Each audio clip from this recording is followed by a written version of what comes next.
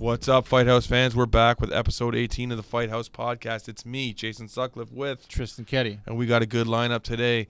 Jimmie Rivera is going to join us. Jimmy Flick's going to join us. Austin Arnett, who's getting ready to fight on the Dana White Contender Series Tuesday, is going to join us. Cris Williams, who had his bag stolen before his fight on Saturday night. So we're going to talk to him about that. We got Brennan Allen and Chris Harris are going to join us. They're getting ready to do battle next Friday, LFA 18 with title ramifications. We're going to close out the show with Sean O'Malley, the newest signee of the Sugar Sean from the UFC. He's coming off a devastating win week 2 of the Dana White Contender Series, picked himself up a UFC contract. And we will close out the show with Eryk Anders, who's coming off a first-round devastating knockout of Rafael Natal at UFC on Fox 25. It was a goodie. Stay with us. We got a great show. We'll be right back with Jimmie Rivera. Stay with us. The judges score the contest 29-28, 30-26, and 30-27 for the winner by unanimous decision, Jimmie Rivera.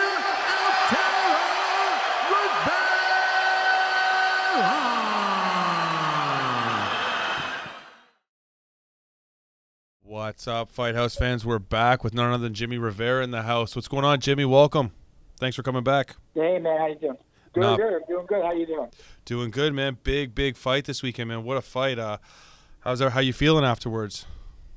I'm feeling good. I'm at my school. I'm teaching right now, and I'm back to normal work schedule. What were your thoughts on the fight, man? Did it go as pretty well as you planned? It was no, it didn't go as I planned. I wanted to knock him out. Fair enough. It's okay. It is what it is. I got the W, which is the most important thing, and hopefully, I could look for an interim belt coming up, or I could get to fight Cruz and get that number 1 spot. Yeah, you were calling for that fight. What draws you to Cruz more than like Garbrandt or Dillashaw, like one of the other two of the big three that are sitting up there? I'm sorry, say that again. I couldn't hear you. I was saying, what drew you to call out Domenick Cruz as opposed to like Garbrandt or Dillashaw? I mean, listen. Look at it. TJ has the guarantee fight with Cody, but if Cody's hurt because his back still, I'll fight him for the interim belt, and then I'll beat him, and I'll go get the real belt from Cody.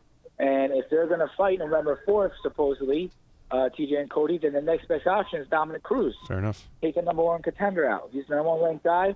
Take him out and get the title fight next. Well, how do you feel you match up with Dom? Like, do you see something in his game that gives you confidence? I think I match up great with Domenick. I think Domenick has he's good at putting it together, but as long as you stop his wrestling, he has no hands at all. He can't punch. Do you think you'd be able to walk through his power? Because I see you and I know you can take a good shot, and I feel like that's a priority against Dom, is just being able to keep that pressure and like not really get affected too much with his punching power. Do you feel like you could handle that easily? Yeah, for sure. What this weekend when you fought Almeida, was there anything about his game that surprised you, or he was better than you thought, or not as good as you thought?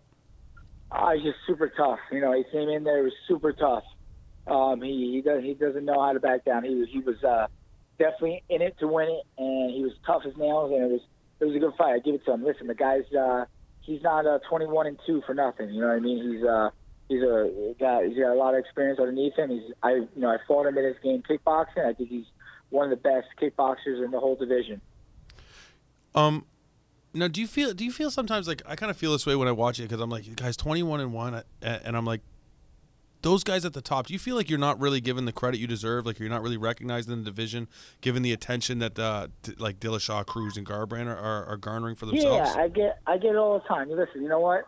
It sometimes it's hard. You don't get to put people away all the time. I mean, I rocked Almeida twice in the first round, and he's a very smart fighter. He grabbed onto me right away, and he made it impossible for me to finish him. You know what I mean? So it just happens like that. You know what I mean? You can't. There's nothing you can do. People always want to see a finish, and sometimes you don't get the finish. They call Dominic the Dominator because he has all these decisions, and I'm getting shit because I have a lot of decisions. So I mean, what's the difference? I mean, Domenick Cruz was on top of the division forever. It was a whole bunch of decisions. It was a couple of knockouts. And I have the same thing going. You know what I mean? When you face the best, it's not always going to be a knockout or a finish. But as long as you get the win, that's the most important part of it. I think, at least I believe in that. You know, does anything have to do with you wanting to fight Cruz so bad too? Is that, you know, when you come up, you see that guy is on top for so long, and you kind of target that guy. You know what I mean? And then he loses, and it's the whole reason I want to fight Cruz is he's the number one guy. He feels like he's entitled for the shot. Let's make a fight happen so we could actually see who's really entitled for the shot. I mean, he could have had his rematch right away. He didn't take it. You know, Cody reached out to me on Twitter. Yeah, you want to do this rematch? She said no. So that moved him to TJ. Let's do the fight. Let's fight MSG November 4th and show who the number one contender really is. Do you think he should be given an immediate rematch, given that he turned it down once? Do you feel like he should have to fight, as opposed to like sitting down and kind of waiting for the winner? I think he should have to fight. I mean, listen, he's the number one guy. Either defend your spot or get out of the way for someone else to come in. You know, how are you going to say he's guaranteed, you know, all right, TJ and Cody fight, then he's guaranteed the next spot? Then when's the next person supposed to be guaranteed a spot? I don't think it's fair. Absolutely. You know what I mean? I think it's, if he really wanted it, he would have took the rematch right away. He would have got his rematch with Cody and his title fight again. But he wanted to step back from it. So you want to step back, you give it to someone else. True. Don't just think you're entitled for it. You know what I mean? Everybody's here working in the division trying to get the title. You know, how long are you willing to wait to see if you can get the Cruz fight before being back in action? Are you trying to get right back in there or get on that MSG card, or are you willing to wait a little bit? You know what? I don't know right now. I can't tell you. You know, my school. I'm back in my school teaching full time. I'm back here all the time, spending time working with my students, which is one of the most important things in my first passion. So I got to see what options I'm given, and go from there. You know what I mean? Whatever. You know, we tried for the Rafael Natal fight. They said no. They said if you hold on one second. Hey, Hayden. Hold on one second. Hayden. We tried for the Rafael Natal fight. They said no. He said no. So I was pushed to Almeida fight. I was told by UFC, you get the Almeida fight, that's going to shoot you to get a title fight or a number one contender fight. Go in there, put an impressive victory in, get an impressive win. And that's what I did. I listened to UFC. I've been doing what they asked me ever since. So trying to get that title fight. That's my main goal. I came into the UFC not just to be a UFC fighter, but to be the champion. Certainly. You know, when you is there another fight that even makes sense for you at this point? Like, I mean, you've beat Uriah Faber, now you beat Almeida. Other than a Cruz Garbrandt, one of those fights, is there anything else that even makes sense at this point? I mean, what fight makes sense for you? What do you think makes sense? I know that's exactly why I'm asking. Like, I don't think there is another fight that makes sense when you got the record you have and you've beaten the names you have. I imagine that you have to be right there in the division. Like, I can't see anything else. I mean, you said it right there. You know, I'm asking you, and you're a journalist. You follow MMA very closely. You follow the UFC very closely. Yeah. Every person ever told me the Cruz fight makes sense. They did a UFC on Fox, and people voted for the Cruz fight. You know, you have 45% voted for the Cruz fight. I mean, it makes the most sense. 100%. So that's what I'm hoping for. That's what I'm crossing my fingers. That's what I'm asking God to give me. You know, is that fight. I have nothing against Cruz, but listen, I want to be the best. You got to fight the best to be the best. You know, if I can't get that TJ fight and TJ Cody got to fight, then I'll take the next best thing. Nice. And how long do you wait before you reach out to the UFC and see if that fight's if they can make that fight happen, or you know what's your schedule like right now coming off the fight? My schedule right now is that I'm back. I'm going to be back training in a couple of days and just resting my body, and I'm teaching full time again. And you know, if I get the fight MSG, then I'll be back training. I'll be back still teaching, but I'll be back training and getting ready for that fight. I mean, my schedule as permits me. I own a school. I have great staff behind me. They're great students. They understand this is a once-in-a-lifetime thing. Not everybody is able to do what I do. Some people are unfortunate and they don't have the capability to do what I do. And so I do it for them. I do it for my students, my friends and family, my team.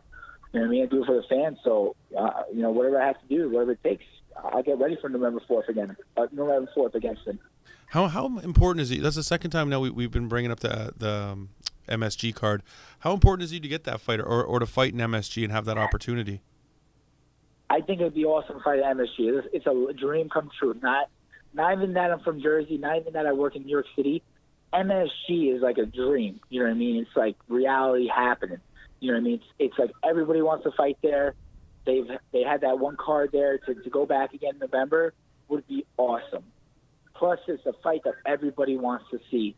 Absolutely. You know what I mean? If you're going to do the title fight that night, you do the same fight, the number one contender that night, and boom, you got your winner of the title and you got your winner of the number one contender, and those two people meet in a couple months. You know, I think that's a great – man, I'd be super psyched to see you guys on the same card. I think that would be a phenomenal idea. Plus, I agree. I'm with the 35. I agree that you and Cruz is absolutely the fight to make right now with TJ and Cody setting to square off. So I'm really hoping we get to see you out there. What would be your prediction, man? If you had to make a prediction for you and Cruz, how do you feel like you could finish him? Yeah, I feel like we finish him. You know, I mean, you saw what Cody could do, and I think Cody went easy on him, you know, after he rocked him a couple of times. You know, Cruz is, you know, he's a good fighter, but he doesn't have any good boxing. You know, all you got to do is stop his takedowns. Once you stop his takedowns, that's it. Also, like, how do you feel like the fact that, you know, he's getting older and you know he's been through surgeries, knee surgeries and stuff, that the fact that speed is a big part of his game, he looked to me in the last fight anyway like he had lost a step. Like, do you feel like he's lost a step when you watch him perform? I felt like he was a little slower than he was before. But he went in there and he went into the fight. I mean, the guy lasted all 5 rounds. Absolutely. But, you know, age does catch up. That's why it's, you know, it's not a sport you can do the whole time. So to wait longer and longer, it's not fair to anybody. It's not fair to anybody in the sport. You know, as you get older, you're not the same. So, you know, it's like TikTok. Let's go. Let's get it done. I had a little bit of a layoff, and I'm back. I beat Almeida, and I'm ready for the next thing now. Man, it was a super impressive performance, and I certainly hope that you get that Cruz fight, because that'll be one I'll be tuned into 100%. And, yeah, just great performance, man. And I really want to thank you for coming back on the show and being accessible to us and giving us some of your time. I really appreciate that. And no problem. Anytime. I apologize for the background and stuff. I'm at the school, and I'm working and teaching, and got the kids running around and all that. I'm yelling at the kids to be quiet so I can do an interview. But I apologize about that. But thanks for having me. I really appreciate it. No problem, and I completely understand, man. I coach Little League and stuff, too. I know how it goes. All the power, man. Good stuff. Good working with the kids. That's awesome. And thank you again for the time, and hopefully we can talk to you again soon, man. Sounds good. Thank you. All right. Take care, Jimmie. Have a great night, man. You too. Bye. I'm so happy to see somebody else bust into that 3-horse race. Yeah. Like, swear to God. It was necessary, yeah. I was so happy to see, like, just... I thought it was going to be Lineker for a little while, but then he lost. So. Right, and I was so happy. And, like, I have nothing against Almeida at all. Yeah. But I was happy that it was Rivera who won, because Almeida still would have been on the outside because he lost to Cody by a knockout. He still would have been, like, have work to do. It's important Rivera for the division. Like, yes. Yeah, like Aljamain Sterling, I like Sterling, but like it's not quite there. Yeah, he's got a lot of things to like. His striking game has to get a lot better. Has to come along. Yeah, he's not. But Rivera's he looked amazing. He pretty much didn't look weak in any position at all. Oh, he's tough as hell. Yeah, tough as hell. So I was saying to you, I'm like, Almeida is going to be a great test, and he dominated him in that fight. Like Almeida was, he caught him a couple times, but he was winging, and he was back against the fence the whole time. But I feel like he couldn't keep Rivera off him. Like he couldn't. Push him back. It was completely Rivera the whole fight. Yeah, like his power, he didn't have the power. I didn't feel like to force him to be like, whoa, I don't want to get hit with that again. Like he just was able to walk through that. Yeah, Almeida was winging punches. Yeah. By the second round, he was pretty. He was outclassed for sure. 100%. Which I was surprised about. It was an impressive victory. Well, it's a great way to kick off the show with Jimmie Rivera. Always like talking to Jimmie, cool guy. Yeah. We're going to be back with Jimmie the Brick Flick, who's going to be talking about his big win over Johnny Bedford. Jesus, I was almost about to say something football related. We're not used to having like 10 guests on the podcast. Yeah, so he's going to be talking about a big win for his career over Johnny Bedford and some call-outs he's made lately, and we're going to talk to him about that. We're going to see what's up. So stay with us. We're going to be back with Jimmie Flick, and we're going to have you in conversation, so stick around. Easily the biggest win of Jimmie Flick's career. Props to Fortis MMA, whose fighters went 6-0 at LFA 16. What's up, Fight House fans? We're back with none other than Jimmie the Brick Flick. He's coming off a huge performance against Johnny Bedford at LFA 16. What's going on, Jimmie? How you doing, buddy? I'm doing pretty good. How are y'all? Doing real good, man. Real good. Huge performance for you, brother. That was a big fight, man. How you feeling after that? I felt great. I don't feel like I took punishment. I went out there and turned it into grappling I wanted. Sorry, you're breaking up on me, Jimmy. You there? Can you hear me? Yeah, you're breaking up on me. Oh, man, I live out in the country, so I was like... No worries, man. See, that good? Yeah, we're good.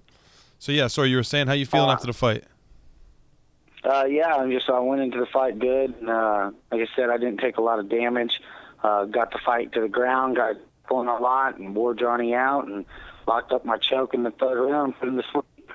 Yeah, man. You know, before the fight, when we had a chance to speak, you were very, very confident. Did you feel that same confidence when you got in there and you guys like tangled up for the first time? Yeah, I mean, I was very confident going to the fight. I knew Johnny was underestimating me and thought he was just going to walk through me. I didn't have no nerves going into the fight. It's his hometown. I felt like he had a lot of pressure on him. I didn't have no pressure on me. I had like 4 people out in the crowd that came from Oklahoma to support me. Like I said, I've never got tickets either, so didn't get a bunch of people to come. So I just grabbed a few people, and they came down and supported me. And to take Johnny out in hometown down there. Yeah, man. You know, I think it surprised a lot of people. I don't know if a lot of people knew who you were before the fight, but they definitely know who you are now. Is that easily the biggest win of your career? Oh, most definitely the biggest win of my career. I've fought a UFC vet before, came up short after winning round 1. So it was awesome to go in there and put on a good performance. Pat Miletich gave me round 1. Round 2 was close, just out in round 3. I didn't want to go to the judges, so put him to sleep and got that win over a huge opponent. And now all I want is bigger opponents. Like, I'm trying to fight Joe Warren. I really want that to happen in Bellator. I'm really pushing for that, so we'll see what happens. You know, I was just about to bring that up because I had seen on social media that you were lobbying for that fight. Why Joe Warren? I mean, he's at the end of his career. He's 40 years old. He's an Olympic wrestler. I feel I match up real good against wrestlers. I'm really hard to take down. Johnny, as you can see in my fight, didn't take me down. He just defended my takedowns and went to the ground with me, and I worked off my back, and I was very confident. Joe Warren, he's going to try to put me on my back the whole fight. So I think it might work against him. I can wear him out, and I feel like I'll put him to sleep as well. Is this something you've been thinking of for a while, this Warren fight or the Bellator move or anything like that, or is this something that's just kind of come about right now? It's just something I kind of want to do on my own. And I fought for Bellator before. I'm 1-0. I would like to fight on the Tuesday night contender show for Dana White as well. I told him I'm down for 125 and 135. So, I mean, I just need an opportunity, another big opportunity, go out there and keep proving myself to the world. Like you said, now people know who I am, and now it's just going to get bigger. You know, I imagine you obviously want to keep this momentum rolling. You're talking about Joe Warren and Dana White Contender Series. How soon are you good to get back in there? How soon would you like to fight again? I mean, I'm trying to be smart and make the right decisions, sure. But I'm 2 weeks after the fight with Johnny Bedford, and I'm still only 148. So my weight's good. If I get the opportunity for a 135 fight, I think I'm going to take it. I would like a 125 fight, and I would like at least 6 to 8 weeks to make 125. I've never missed weight in my career, and I've fought at 125, 130, 135, and 145. So I would like to stay at the smaller weight classes and beat up these smaller guys and be the bigger guy for once, because Johnny was a big dude. Big dude is right. Absolutely, man. Your performance was amazing, to say the least. Now, where do you feel like do you feel like you would perform better at 125? Is that what this is about, or are you really open to whatever? It's just a matter of opportunity. I feel like I did it both weight classes. You know, it depends on how long I have to prepare for them.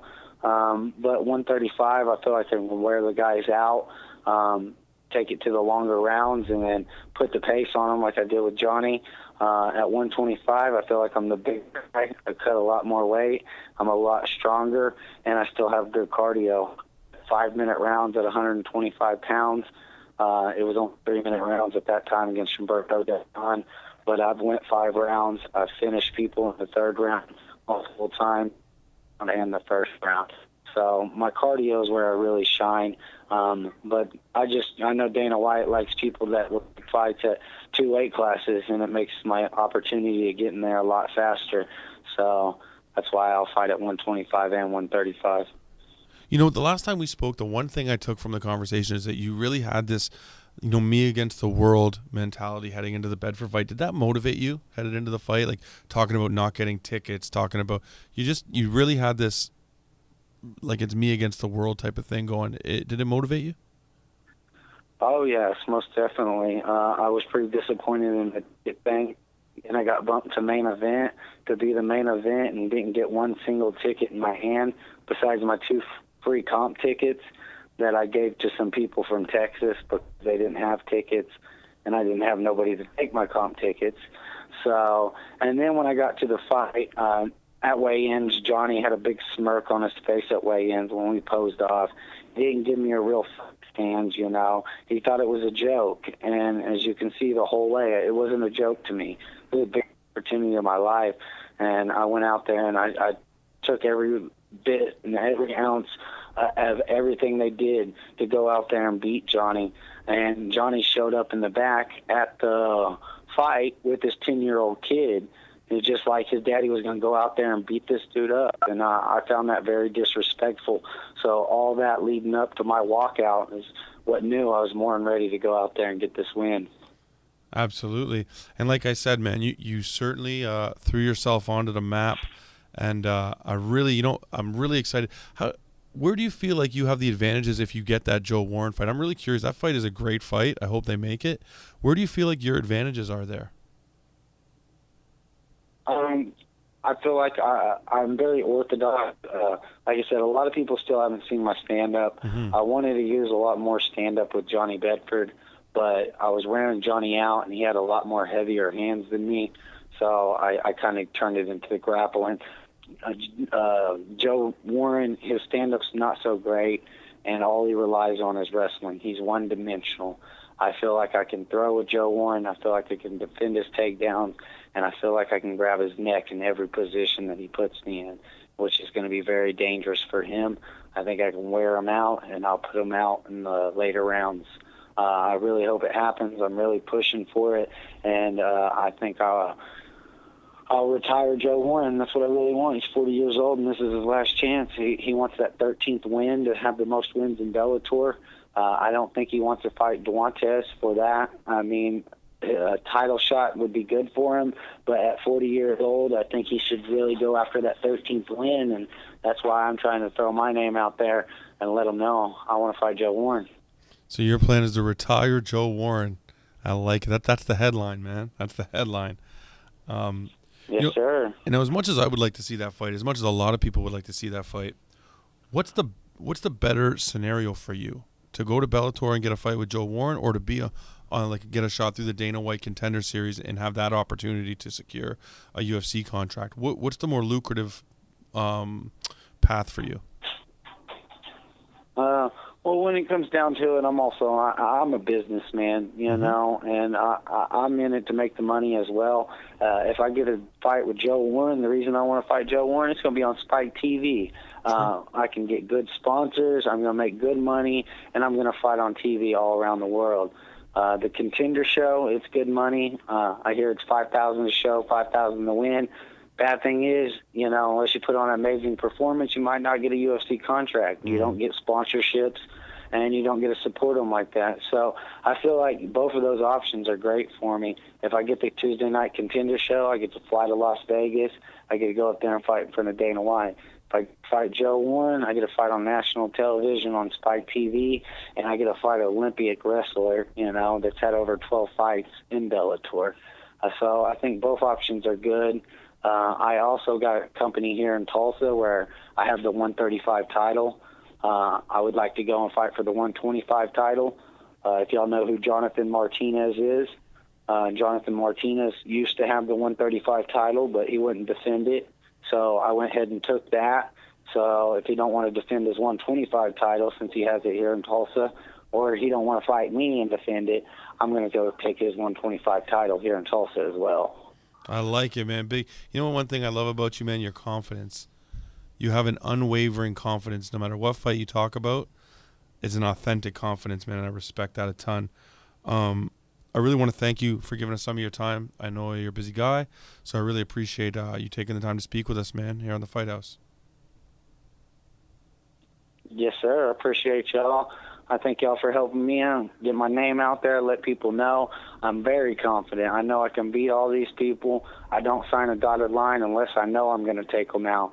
So I'm ready for anybody. I'm ready for everybody. So y'all just get in contact with Jimmy the Brick, and I appreciate y'all. All right, man. Thank you very much, Jimmy. Have a great night, man, and all the best. Hope to see you in the cage soon. Yes, sir. Thank you. All right, man. Have a good one. I love that guy, man. I do. There's something about the guy I really like. I think there's something super authentic about him. And he's smart. He's planning out exactly, his future. People think like Conor McGregor. It's like, oh, he ran through everybody. It's like, no, he picked his fights. He hand-selected exactly. Yeah. He's looking for veterans. Guys he knows that maybe are wrestlers. He knows the guy likes to face, and he's just the way he explained the Bellator UFC, the difference between the two. He knows exactly what's going on. He's clearly thought it through. You know what I mean? Absolutely, 100%.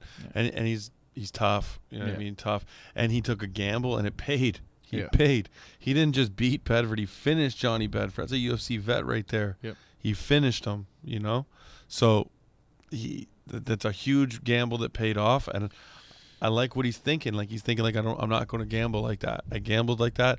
You take your shots. You know what I mean?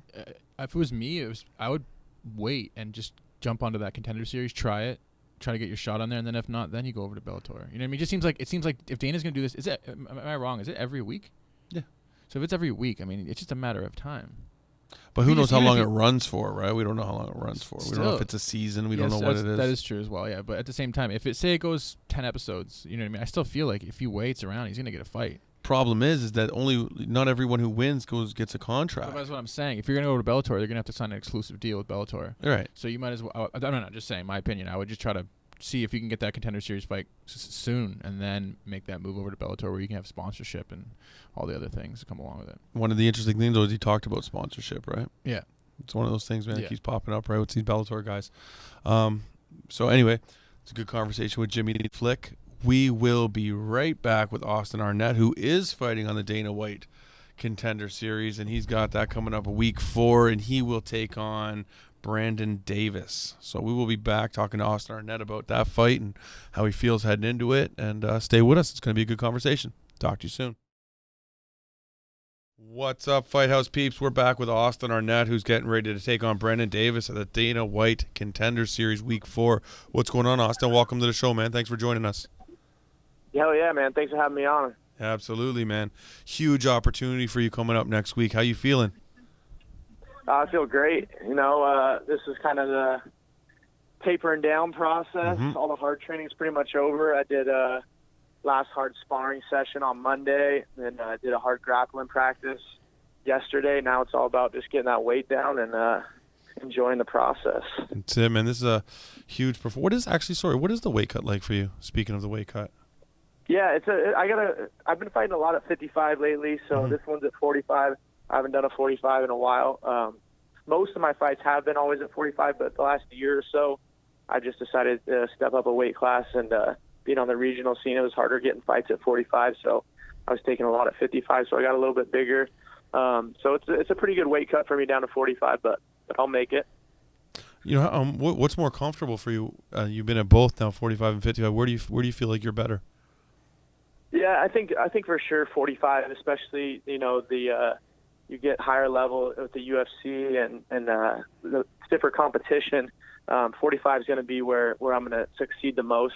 I feel like I can hang in there at 55. I'm faster, obviously, at that weight class. But you start getting up to the top levels, those are some big boys that you're going against, and you start ending up in those wrestling exchanges and grappling situations, and it can be a handful getting them off you.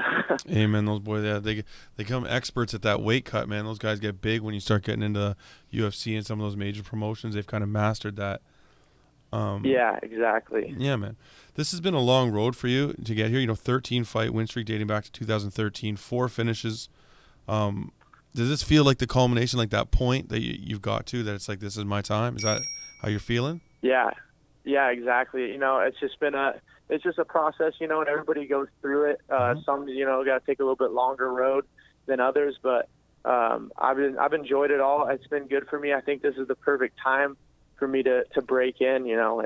I'm hitting my prime. I'm 25 years old. I think everything's coming together. I'm more comfortable in the cage now. I think if a year or 2 years ago, if I would have got the call for an opportunity like this or in the UFC, I would have took it, of course, but I don't know if I would have been as good as I am now. I think right now I'm ready to go in, put on an exciting fight on August 1st, win that, and then start my climb up the UFC ranks. What's the process like mentally? When you go into a fight, usually you're going in to win. The objective, win, keep going, next fight, whatever. But with this one, you could technically win and not get the contract. So it's almost like you almost have to go to that next step, and it's like, I have to impressively finish this. Are you feeling that pressure as you go in that this is what I've got to do? It's funny. I've been asked that quite a few times, and I don't really feel like that, just because I know the way my fighting style is exciting. I'm a striker. I got good grappling, and I do go to the ground in fights, but I'm naturally a striker. That's where I like to keep it. I got a lot of knockouts, and I think just the way that I fight fits perfect for this because obviously, I'm on a 13-fight win streak, so I'm winning fights, but I've always been doing them also in an exciting fashion. So it hasn't really crossed my mind too much, just because I know the kind of style that I bring. It's going to be what they're looking for. It's going to be exciting. It's going to be fun, and it's going to end up in a finish. So I think it works out perfect for me, honestly. Different. Ultimate Fighter is a little bit different because it's just went. You could be the boringest fight. Look who won, Jesse Taylor. He's not the most exciting guy to watch fight. True. But he just won every fight, grinded guys out. If he was on this show, he probably wouldn't get the nod, from Dana after his fights, because he's just not the most exciting guy. But for me, the one night, one performance is perfect, and I think I'll show that August 1st for sure. We know you obviously got a great record. You're on a serious tear. We've seen some guys have really great performances. They didn't get the contract, but you get that feeling like they're like a fight away. Like, even if they didn't get it this time, like do you feel like no matter how this goes, like you're banging on that door? Yeah. The biggest thing is just winning the fight, and win the fight. Maybe he doesn't give you the contract right away, but I still feel, you're right there. You just got, on a national stage. They know who you are. They watched you fight live. Even if you don't end up getting it that night, I still think, you're still right there. I mean, it's not far off for you to still get in. So I'm not putting too much pressure on, I hope he picks me. I hope he picks me, man. I'm just going to go do what I do, have fun, be exciting, win the fight. If he picks me, obviously that's what I want. That's the goal. But if he doesn't, it's not going to discourage me at all. I know where I'm at. I know that I can compete with anybody in the world. And even if he ends up not going with me, which I believe he will, I still know that I'm right there. Speaking of the fight in itself, like, what do you know about your opponent, Brendan Davis? Yeah, so I never heard of him before going into this. I'm sure you never heard of me. We're kind of on different sides of the country, doing our regional scene. This is the kind of way everybody does it, building up. You just fight kind of your regional circuit. So mine's in the Northwest. He's down there in the South in Mississippi.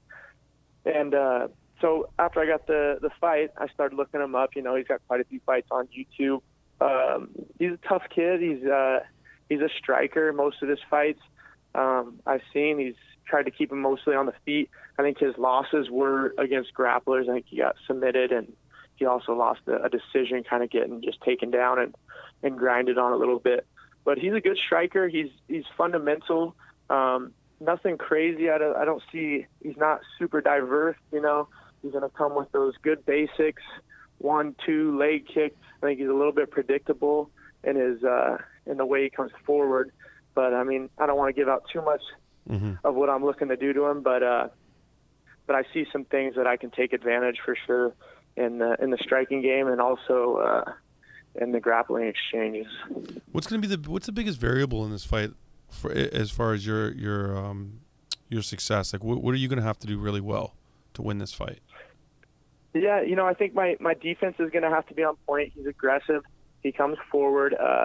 He throws pretty good combinations. So I think I'm definitely going to have good defense in this fight. One thing I feel like that I'm really good at in fights is maintaining distance. I can control the distance. When I want to strike, we're going to strike. When I don't want to strike, we're not going to. So that's kind of a big emphasis of mine in all fights, and definitely this one too, is just controlling the distance and letting me dictate how the fight goes, not letting him push, do what he wants to do. I'm looking to do what I want to do. So maintaining my distance. When I want to strike, we're going to strike. When I don't want to strike, we're not going to. If I want to wrestle, we're going to be wrestling. When I don't want to wrestle, we're not wrestling. So that's kind of the way that I'm looking to take the fight. Have you had the chance to watch any of the previous weeks? Yeah, I've been watching them. I haven't watched every single fight, but I've watched a majority of them for sure. Do you think that gives you kind of like an advantage going in, kind of knowing, having an idea what they're looking for? Like, you see who they pick. Yeah. You see what they've done. I'm glad I wasn't on the first show. Right. It's cool being able to just see the process, how the fights go, how long the fights are, how long the show is and everything. So I think that's definitely an advantage from if I would have been the first episode.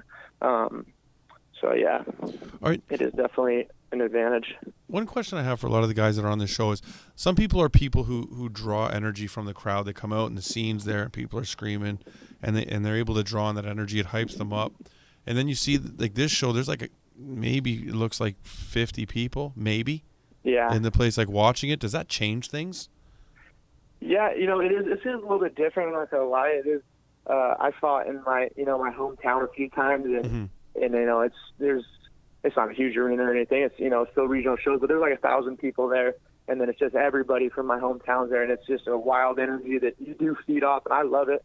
But I've been fighting since I was 15 years old, amateur, and I was fighting in these little fairground buildings with like 100 people there, and so I've kind of been in that atmosphere. I feel like before, with just the small kind of shows, and I've kind of done that, and I've always performed the same. I don't think it changes anything in the way you perform, but yeah, it is a little bit different. But I've kind of mentally, I do a lot of visualization. So I've been visualizing walking out with no music, no announcer, nothing like that.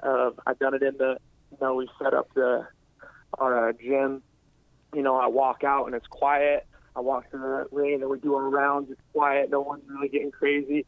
And then, so I've done a lot of visualization for this fight, with that being, in the back of my mind of how it is different. I'm not going to have that crazy crowd.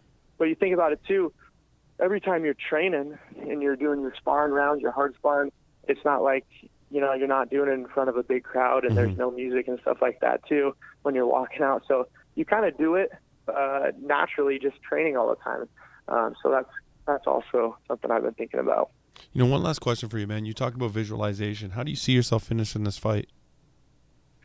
I see myself getting a knockout. He's tough. He takes a pretty good shot for most of the fights I've seen. So I see I'm thinking a second round finish.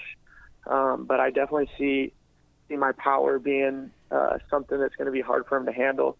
I knock guys out when I hit them clean. It happens every time.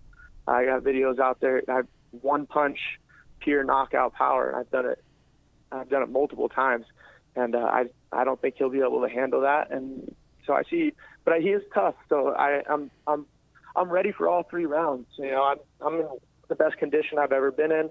I'm ready to go all those 3 rounds. But when I look at this fight, and I do it every single night when I'm laying in bed, over and over and over, I see myself knocking him out in the second round. That's just how I see it going. And I swear to you, I do this every single night. I'll be laying there in bed trying to go to sleep, and then I'm like, oh, let's just go through the fight again. And I just kind of let myself naturally get there. And every time I see it, it's a second round finish. Sweet, man. Well, you know what? I'll be tuned in. So, hopefully you get in there and you can make that happen, my friend. Hell yeah, man. Thanks. Appreciate you doing the being on the podcast and everything. 100%, man. We love having you. And hopefully we can get you back on after the fight or something, talk to you about your new contract and all that good stuff. Hell yeah, man. Sounds like a plan. All right, brother. Good fight, man. Best of luck in the cage, okay? Thank you. All right, sir. Have a good night, man. Whee! Motivated fighters, man. I love this shit. It's a new. Well, at least they're getting paid. Like they're getting paid like 5 and 5. 5 and 5. They It's need still to make money, more. man. Yeah, hell yeah, it's money. Yeah. If someone walked up to me tomorrow and said 5 and 5 for just about anything, I'd be like, cool. Yeah. I'm in. 10 grand. You don't have to do much explaining as long as I don't have to kill anybody. Fair enough. You know what I mean? So, I'm looking and I'm tuning in. I love watching these contender fights, man. Yeah. These guys go to war. Yeah, I love the it. Snoopcast too is the best. It's the best. Snoopcast. I should have love that. the free market, man. They should have that for Crazy UFC ideas. events. Imagine you got to listen. To Snoop for an entire UFC event. Yeah, man, that'd be amazing. Drunk, smoking blunts. They're just smoking blunts and gin and juice, a little Tanqueray. I just love his partner too. Like it's such a. They're both from like South Beach, but I know, just, but like, they're so totally different people Yeah, though. so Like funny. Uriah looks like he's just getting stoned sitting next to Snoop. It's just They're crazy. getting better though every episode. Yeah, and they will. Anyway, another great conversation with Austin. We will be back with Cris Williams, who's coming off a quick submission victory this past weekend. And we got a lot to talk to him about. Stay tuned. We're going to be back. Thanks. Bye.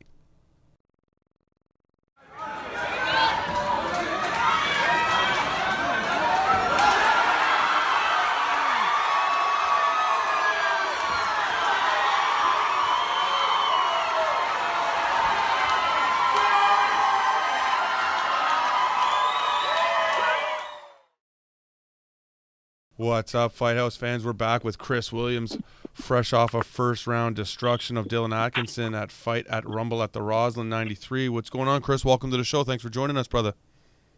Hey, Dane. Thanks for having me, man. I'm so stoked. I'm actually in a little bit of a food coma right now, so excuse me if my words get a little jumbled. I've eaten so much sugar and pizza in the last 3 days to feed a small country. I like it, but I like it. Is that your go-to? Is that you doing that after every fight, just binging? I don't normally do it after every fight because then after a few fights I've gained so much weight that I'm like, wow, that's really gross. I mean, I'll still have like a resemblance of a six-pack, but I used to be really heavy at one point. I was actually like 220 pounds. Wow. So yeah, I know how to eat, but I also know how to diet. It's kind of funny, man, now that I fight at 145. Fair enough. That's a massive like overhaul, man, to get yourself down from 220. It was a lot of pizza, a lot of the greenery, and a lot of Sour Patch Kids, man. Those things add up. I love pot, Sour Patch Kids, and pizza. That'll do it. Sounds like my teenage years, man. That sounds about right.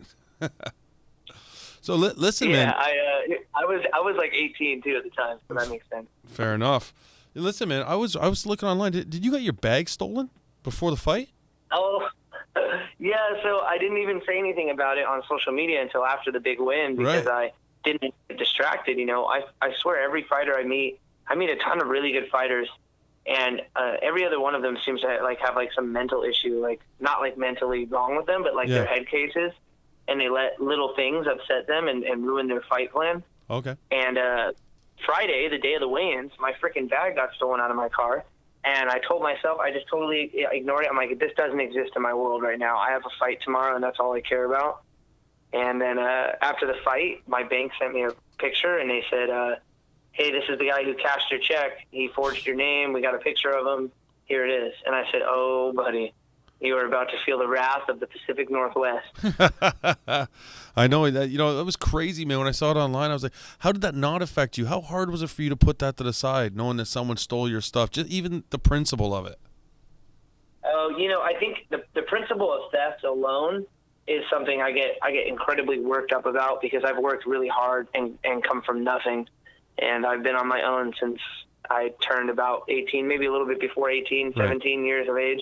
I've been on my own. I'm about to turn 23. So everything I have, I've worked really, really hard to get. And the fact that some tweaker stole my stuff just it put me in a special place of motivation for the fight. And I think it's probably why I went out there and I was so mentally ready for my fight. I mean, I just finished it in a minute and a half. It was the fastest performance of my career of 11 fights. It was a crazy performance, man. I happened to catch it on the internet. Great performance, by the way. Wrapped up that choke. It was nice. Nice technique. It was very good. The stare down was interesting to me, man. This shit almost popped off before the stare down, before the fight even started. Was that something you were expecting? I licked his forehead. What's that? He got in my face, and he's like really, really short. And actually, no, I lie. I got in his face. He stood next to me or in front of me right before the fight, and he was just looking at me with those little beady midget eyes of his. And so I took a step forward, and then I took another step forward, and then he started to like push me back. So I licked his forehead, and then we started the fight. Takes a cold man to lick a man in the forehead, right? And take him down and choke him out. I'm trying to think if there's anybody whose forehead I would want to lick or be willing to lick. You're a big man. I think a big man to do something like that, man. All the credit to you. That's awesome. Yeah, I didn't even think about licking him, man. I just thought about like dogs and nature and freaking domination. And I was like, I'm gonna lick this man right now. He's gonna feel my wrath. That's awesome. I get you probably got in his head, man. Maybe that's why the fight ended so quick. You probably really screwed him up with that. I'm sorry about that. I didn't catch that last part. I said you probably really screwed him up with that, man. Maybe that's why the fight went so quickly. Maybe you really got into his mind with that. It's a mess with him. Oh, I played a whole psychological game with him leading up to the fight. I knew a lot about him personally because we both live in the same town. Oh, okay. So that was really fun. He's what we call a fake nice guy. Oh, okay. And I'm what you call a fake bad guy. So I made sure that everybody knew he was actually a really bad person. Oh, so you knew him personally before the fight? Yeah, he actually. So before I even started training jiu-jitsu or any MMA, he came to my gym when it was like another gym, I guess. Yeah. And their whole team did a bunch of shady stuff, got kicked out. Then he got kicked out of another gym. Then he got kicked out of another gym, and then he was back with that really shady team that we had originally kicked out. So I had like 5 years of dirt on him. And I haven't even been fighting that long. Everybody was willing to share info on this guy. That's how bad he was. Did it feel good to finish a guy like that and do it quickly? Yeah, it felt real good because I'm pretty sure he's a brown belt. Yeah. And I'm just a one-stripe blue belt, so you know. Sweet, man. Well, it's nice to sink in a choke like that. You know, it was definitely a devastating victory for you. It was good. Now, just for a second to go back to like this bag getting stolen. So where are you at now with this? Like, are the police involved? Do they know who he is? Did they catch him yet? What's going on with that? The police still have not gotten a hold of me. I filed a police report. They're aware of my report. I know I should be a little nicer about the situation, but I just graduated from Portland State with a criminal justice degree, and this is a little frustrating because it's theft one. He stole over $1,000 worth of stuff from me, and then it's also a felony because he forged my name and turned in a check to a federal credit union. So I was hoping that the police would do a little bit more, but I filed the police report Sunday, and it's Wednesday now, so it's been a couple of days. They have like another day to respond. They said within 5 business days, so I think actually they have until Friday. But I already figured out who it is, like almost 99.8% sure. Yeah, because I seen the that guy's online. entire family confessed to me in private messages. Yeah. No, I seen that online. I seen that there was it seemed like you had like at least 3 dozen people publicly saying like, I know this guy, he was at this party, or he comes into my work, or he does this, or he does that. So it seemed like, oh yeah, you had a great deal of people. What's funny about that? What's that? There was okay, so this is how I mapped it out in my head. There were a lot of people that a lot of people didn't like because they were like just tagging random white dudes with hats on, and I was like, no, look at that, dude. One guy doesn't even have nearly the same face as him. Yeah. And then there was 2 guys that it was pretty close to, and I got a hold of one of them, and I realized it wasn't him, so it was the other guy. And coincidentally, that guy had just deleted all of his social media about 12 hours after that post went viral. Gotcha. So, and then his whole family, his sister, his cousins, his like baby mama's best friend, everyone came out of the woodworks in private messages. Jeez. Don't put me on blast. It's him. He's a troubled soul. Yeah. Well, hopefully you get all your stuff back, man. At least I read that you had like some sentimental stuff in there too. So at the very least, I hope you get that stuff back. I mean, money's money. Obviously, you want your money, but I wouldn't be surprised if he threw my wallet in the trash after he cashed that check. I had some really personal pictures and notes in there that you just can't replace those things, man. They were like 7, 8 years old. Wow. Well, I certainly hope that you get something back, man. I don't want to see anybody lose anything that has that kind of value to them. But I guess He's gonna come into my gym and sign a waiver, and we're gonna duke it out, bro. I like it. I like it. I think that's the road you should take if the police don't give you justice. I think that's the road. That's what I want to do, man. His family will compensate me for new gear, and he's gonna come in and take it like a man, and he's gonna sign that waiver. I like it. I'm gonna give him some old-fashioned justice. I like it. One thing I also noticed on social media, man, is you took an interesting call out, Anthony Taylor. Anthony Pretty Boy. Why Anthony Taylor, man? Okay, here's the deal behind that, man. He's really not that good. No, I recognize that calling out some dude who's like 1-3 doesn't look the best, but I have a thought process behind it. I called him out knowing that he would back away because he's afraid, and I really, if I get the opportunity to fight him, I'll take it in a heartbeat. But I want to fight him to then beat him faster than Gallagher beat him. I could finish him in the first minute of the first round, and then I want to take on either Gallagher or AJ McKee. I know I can beat both of those dudes. Wow. Both of those guys have been fighting bums, except for Gallagher's last opponent, Chinzo. I thought he was fantastic. I think he just messed up. And I want to be the new face of the Bellator featherweight division because I think I'm what the people want. That's an interesting thing to me. Why Bellator? Most people that I talk to who are going through the regional circuit or the feeder leagues are kind of holding out for the UFC. Why Bellator? I want Bellator because I see the biggest opportunity for growth there. I took quite a bit of marketing classes, economics. I was really big into math in school. I just happened to finish with a criminal justice degree because that was also my biggest passion. And I see growth in Bellator in ways that, I would say the average fan doesn't. Their numbers. MMA as a whole is the fastest growing industry, but we have this gap between the older generation and the younger generation. And Bellator understands that, which is why they signed a whole bunch of Division I wrestlers and young dudes. And I'm exactly what Bellator wants, man. I don't like the UFC, to be honest with you. I think the UFC has rode their whole business on the fact that they're the UFC. I don't like monopolies. I see a monopoly that doesn't care for their fighters. And I have a lot of sponsors, and actually I don't call them sponsors, they're endorsements because they take care of me better than the sponsorship. And I'll be able to continue to have those endorsements in Bellator. True. Good answer, man. I was just curious. Have you even been in contact with Bellator yet? Have you talked to them?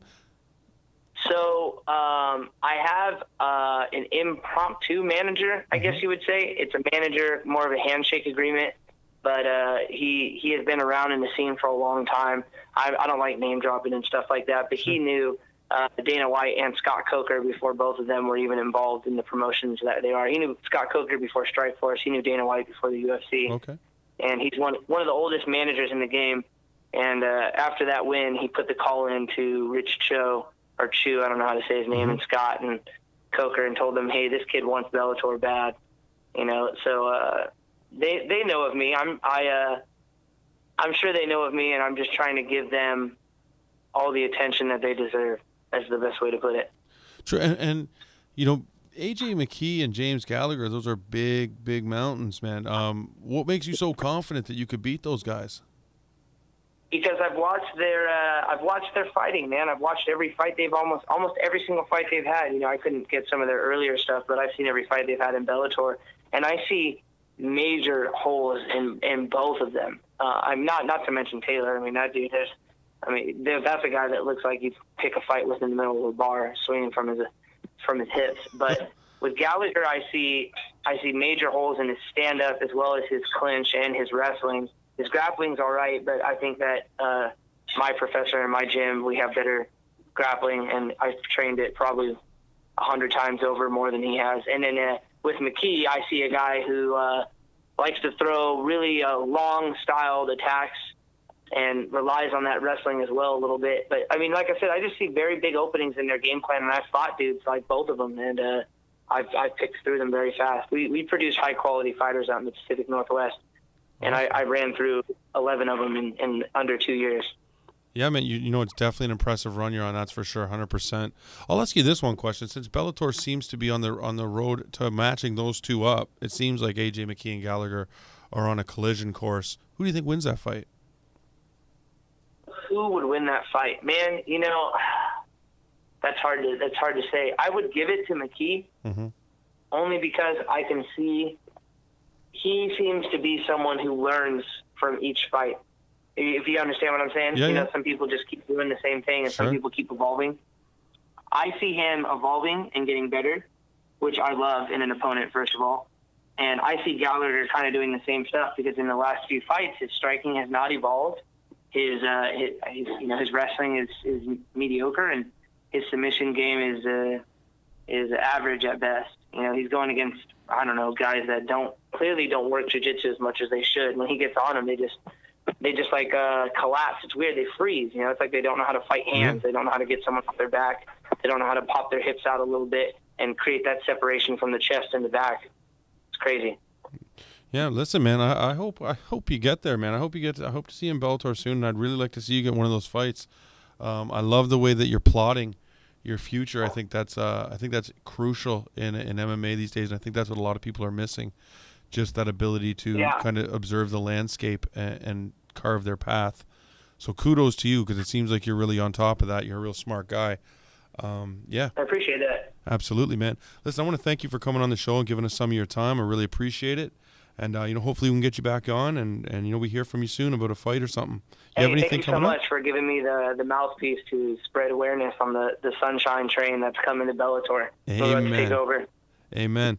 Do you have any other fights? I guess I should ask you before we hang up here. Do you have anything else you want to announce or anything coming up? You know, other than the fact that I'm going to get that dude who stole my bag, let's hope that there's going to be a Bellator announcement in the next few weeks, man. I'm making big moves behind the scenes, and hopefully I can secure this sponsorship endorsement. Actually, I hate that word, with a high level MMA company that actually works with GSP. I won't say their name because I think it's more fun for people to just connect the dots. Yes. So we'll see how that goes. All right, man. Well, take care of yourself and hope to hear from you soon, and hopefully we can have you back on the show again. Definitely. Have a great day, man. You too, brother. Have a good night. Whee! It's another one of those guys that's plotting. I love this new wave. These young kids coming in, man. Yeah. You see him fight, he's tough. He made some good points about Bellator, too, about the marketing and how they understand the landscape. Yeah. Cris Williams, remember that name, the Sunshine. That's unbelievable. I was looking at his record earlier, but I didn't realize how many fights were in that short period of time. It's unbelievable. He's a very tough guy, man. Yeah. Super tough guy. Look forward to seeing him in Bellator. One of the very few people we hear say they want to go to Bellator. Yeah, no, it's nice, refreshing. It's nice. It is refreshing. Yeah. We're going to be back. We're going to have Brendan Allen on the line. He's getting ready to take on Chris Harris early next month, LFA 18, and what looks like it's a contender fight now that Eryk Anders has vacated the title and went to the UFC. So we're going to talk to him and see what he's got to say. Stay with us. We're going to be right back.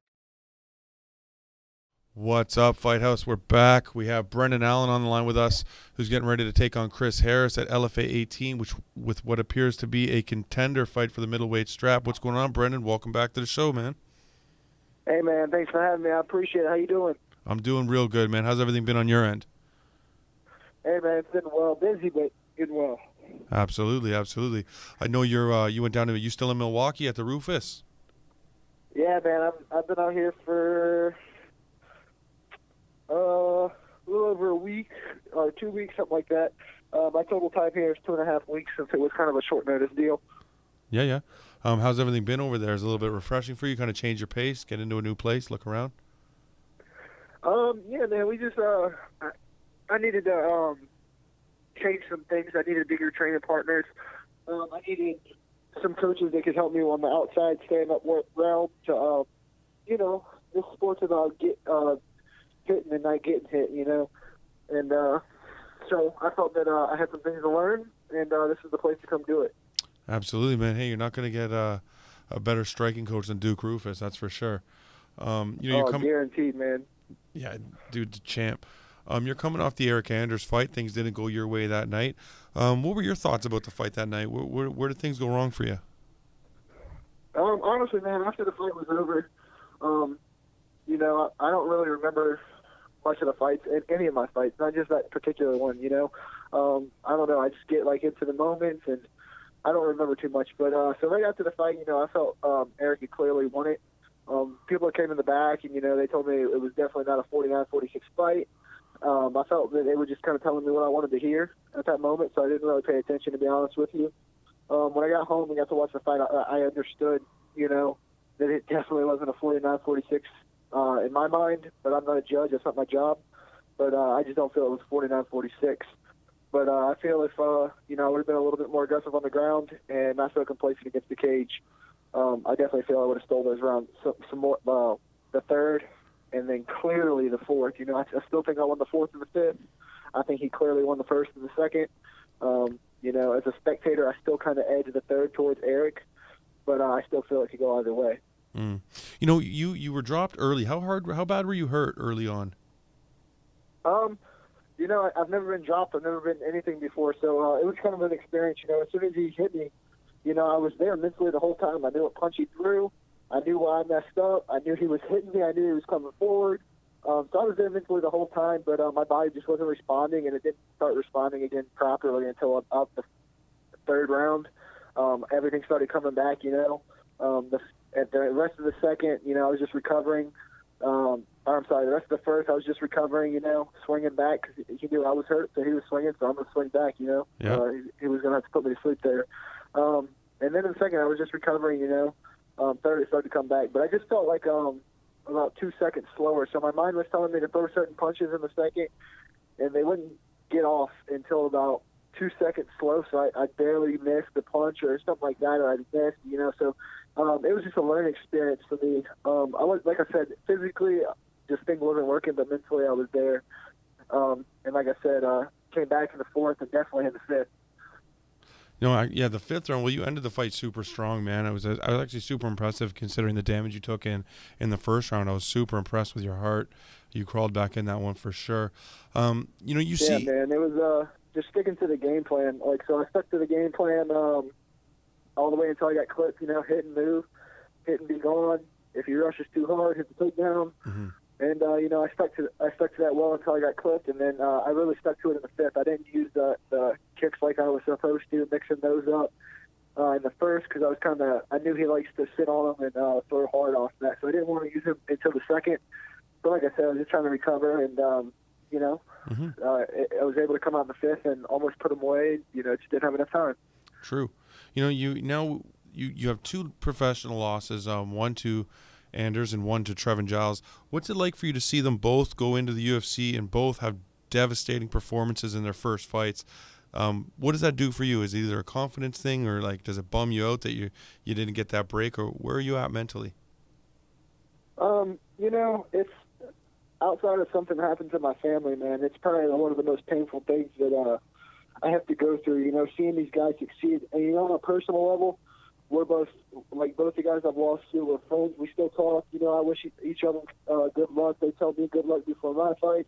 You know, on a personal level, we're friends, you know. But when it comes to competition, you know, I'm at their heads, and obviously they're now ahead of me, so they don't really care about me too much. But you know, I'm still at their heads. But you know, it's very very painful to see that because you know I still believe I'm the better fighter. I still think I win 9 times out of 10. You know, they just had the better nights. Minor mistakes cost me the fight. And I still feel I'm better. But, you know, I ultimately, you know, going back to, I can lose to somebody just flat out and them just beat me everywhere, and I can accept that. But it's very, very, very hard losing to somebody when you lost to yourself and not the opponent, if that makes sense. Yeah, absolutely. Absolutely. Speaking of all of that, now you have a chance of vindication, obviously. You're getting ready to take on Chris Harris at LFA 18. Really tough guy, heavy puncher, good hands. What are your thoughts about that fight? Oh, man, honestly, man, I'm not looking past it. You know, I always expect for the best opponent that I'm fighting. You know, I train like that. No matter what I say or what I do, I'm going to always train for the best opponent. You know, I'm training to better myself. But, you know, from what I've seen from him, he doesn't impress me. I think he's a tough guy and likes to just sit in there and throw. And it's great, guys like that. But some guys get rolled into that too much, and some guys, like Cortez, just kind of ran a little much. Mm-hmm. I think if Cortez would have stuck in there a little bit more with some of his punches, I definitely think it would have been a different outcome. And I'm sure he does too. And now looking back, but hindsight's 20/20. But man, I'm ready to go. I think I think he's going to think that I'm trying to take him down, which in my fights I only take you down if you pressure me super, super hard. But I'm ready for everything he brings to the table. I just think I don't think he's ever fought anybody that's on my level, technique-wise or anything like that. So, I'm always evolving. I'm always getting better. So no matter what you see in my other fights, I'm always going to bring something different to the table. And I don't think he's ready for that. Like you were just saying, you only take people down if they like put a heavy pressure on you like that, and it calls for it. But in this case, he's a guy whose strength is clearly in his power punches. He likes to sit in the pocket. He likes to sit down on his punches. Would it be beneficial for you to try to take him way out of that comfort zone and take, like, I guess they call it the path of least resistance? I've learned in my time in the sport, I'm still young, and I always just wanted to get to I'll beat you at what you're good at. I'm here now, and I just want to win. I want to put on a show for the fans, but I want to win at the end of the day. And I want to get to the UFC and provide for my family. So whatever I have to do to win, I'm going to give him something to think about. I know he's going to be coming in there. When he's thinking that I'm going to stand with him, I'll shoot. When he's thinking I'm going to shoot, I'm going to stand. That's part of mixing it up. That's part of being a complete fighter. So there's always going to be something on his mind, and I'm going to make sure of that. Absolutely. This has title ramifications. You're obviously, if you win, you're likely in line for the next shot at the middleweight title. It's looking like that'll be against Ian Heinisch, by the way things appear. How excited are you to get back and get that second crack at the title and like take what you've learned and apply it in another title fight? Oh man, as long as I come out injury free on this and everything goes well, I'm hoping we do it in October sometime. I'm hoping to fight next Friday, get that W, go home, take my vacation like I planned to do this past week. Mm-hmm. Take that with my little niece and my wife, and get back into college, and then line the fight up for sometime in mid to late October, and go out there and handle business, and hopefully take November and December off. But if the UFC comes calling, I'm not going to deny it. That's an opportunity I'm not going to pass up. Are you looking at things like the Contender Series as an option? I mean, we've seen a bunch of guys from the LFA compete on the Contender Series. Is that something you're looking at as an option, as an avenue? Honestly, man, not really. If it comes, I'm not going to turn it down either. Mm-hmm. Just because it's 5,000 and 5,000. Sure. You have an opportunity to fight in front of the boss, and they pay for all your medicals and stuff like that. And, it's a good opportunity, but at the same time, there is ramifications to that.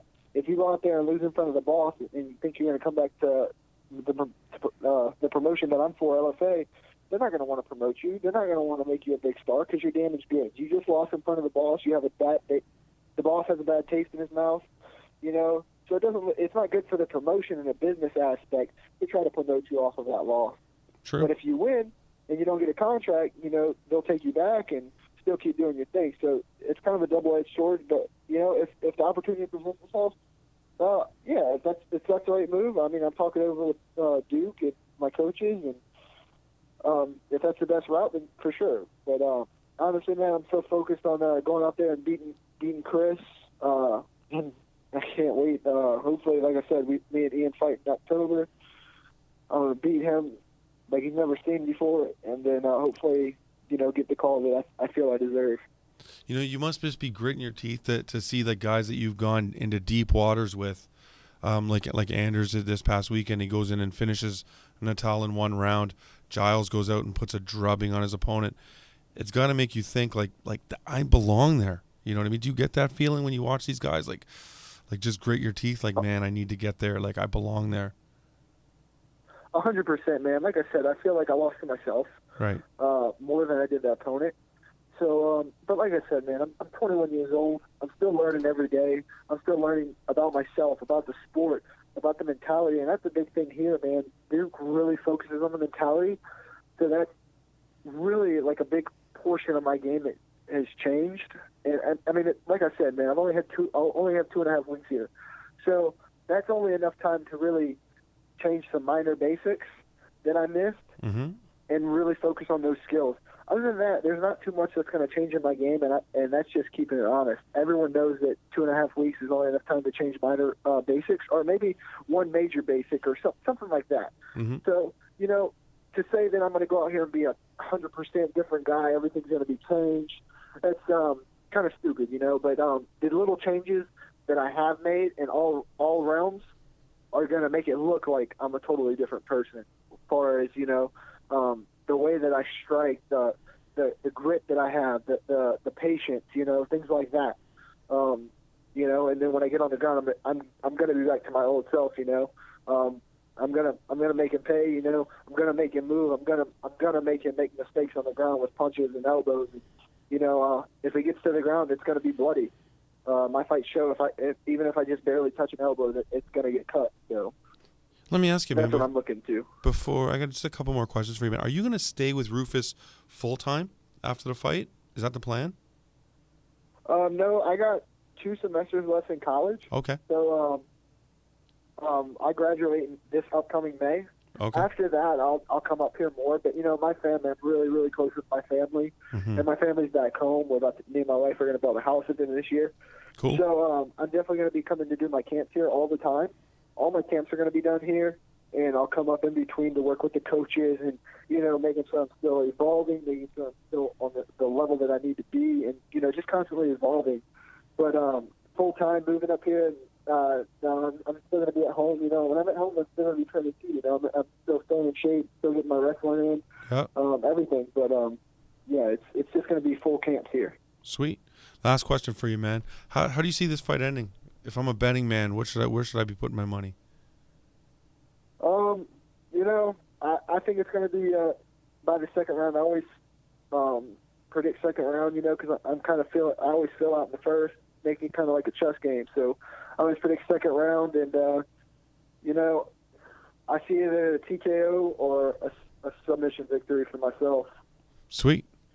Listen, Brendan, I want to thank you, man, for giving us some time. You always do, and I really appreciate that. And I wish you all the luck in the world when you step into the cage next week, man. Thanks, brother. I appreciate you always taking the time out to talk with me. Sorry, you missed that. What was that? I said I appreciate you always taking the time out to talk with me. I appreciate it, man. 100%, man. Not a worry. Thank you very much. And like I said, best of luck, brother. Hopefully we can have you back on the show after the fight. No doubt, brother. Thank you. Yeah, man. Take it there. Man, you know, you ever get the feeling like someone's on the cusp and it's like he's just learning these lessons, 21 years old? Yeah, but you also got to look at it like Eryk Anders ran through that dude. So yeah, and you went to the long decision. Everybody was like, no one was talking shit or anything at the end of the fight. They were saying, look, what a war that was, and crazy fight. Anders had nothing but great things to say. So his time will come too. Yeah, 100%. Yeah. But speaking of this, you know, it was a great interview with Brendan, but we got Chris Harris on the line next. So we'll find out how he feels about the fight. I'm sure he's going to have much different feelings than Brendan does about the fight. So stay with us, and we're going to be back with Chris Harris. Enjoy. Ladies and gentlemen, after 3 rounds of professional MMA here in the co-main event, we go to the judges' scorecards, and all 3 judges scored the bout. 30-27 for your winner by unanimous decision, Chris Harris.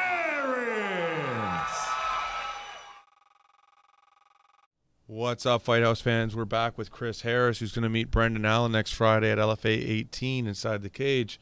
What's going on, Chris? Thanks for joining us here at the Fight House, man. Thanks for coming back. Oh, yeah. Thank you guys for having me. Oh, 100%, man. Glad to have you. Big fight. You're coming off a big win against Cortez Coleman. Great fight, but you're about to step in there with Brendan Allen next weekend. How you feeling about the fight, man? I'm excited. It'll be fun. I mean, it's gonna be a good test, a good fight. You know, the rumor is that it has title ramifications for the middleweight title. Is that something you got your focus on? If that happens after the fight, then after this fight, then so be it. You know, I mean, first thing I have to do is win the fight, or that won't happen anyways. True. You know, you're the last time you met with Cortez Coleman, he was a guy that kind of was happy to exchange with you, which is right up your alley. How do you feel about Brendan as an opponent? He looks like, from the stuff that I have seen about him, he looks like he is well-rounded, I guess, a way to say it. I mean, when he looks like he likes to strike until he's not winning the striking, then he takes you down. I mean, you know, he seems seems pretty smart. I mean, when he gets hurt, he recovers from it, takes you down, recovers, does what he has to do. What do you feel like you're going to have to do really well for you to walk out of the cage with a W? What's going to have to be your best strength? What am I going to have to do really well?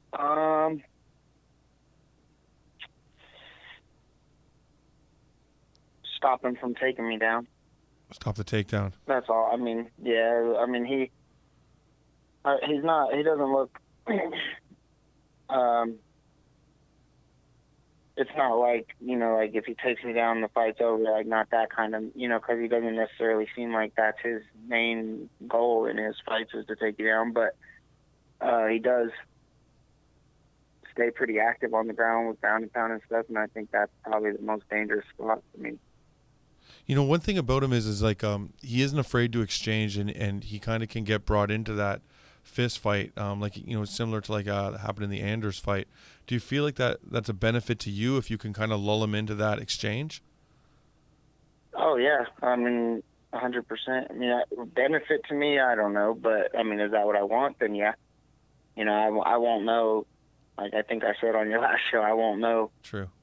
If that's a benefit to me until he hits me for the first time, you know, then I'll find out if exchanging punches with him is a good idea or not. You know, have you had any talks with LFA about title shots or anything like that coming off your fight with Cortez? I've just talked to him about this next fight. They asked me if I'd be ready to fight again on the 4th, and I told them yeah. Are you a fan of the quick turnaround, or would you rather have like a little bit more time to prepare? Yeah, I like staying pretty busy. I mean, I'm always in the gym whether I have a fight coming up or not. You know, I don't really do the whole like fight camp and take time off kind of thing. I'm always training. I'm always, you know, trying to get in better shape. I'm always, you know, so I don't mind as long as I'm not injured or anything like that. Then I'd like to fight as often as I can. You know, how did you feel about your performance against Cortez? How did when you look at the performance, what were your thoughts?